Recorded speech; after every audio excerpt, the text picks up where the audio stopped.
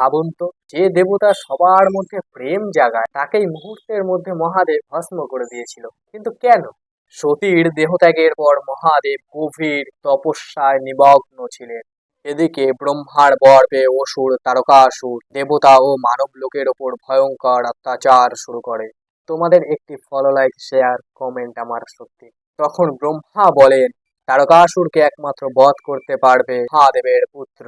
তাই দেবতারা কামদেবকে অনুরোধ করলেন যেন তিনি মহাদেবের ধ্যান ভঙ্গ করেন। কামদেবের ফুলের বাণ নিক্ষেপ করতেই মহাদেবের ধ্যান ভেঙে যায়। ক্রোধে তিনি তার তৃতীয় নয়ন উন্মুক্ত করেন এবং সেই দিব্য অগ্নিতেই কামদেব মুহূর্তেই ভস্ম হয়ে যায়। পরে কামদেবের স্ত্রী অর্থাৎ রথির প্রার্থনায় মহাদেব কামদেবকে অনঙ্গ অর্থাৎ দেহহীন ভাবে থাকার বর প্রদান করেন। তাই আজও প্রেমের অনুভূতি আছে, কিন্তু তার দৃশ্যমান কোনো দেহ নেই। হর হর মহাদেব।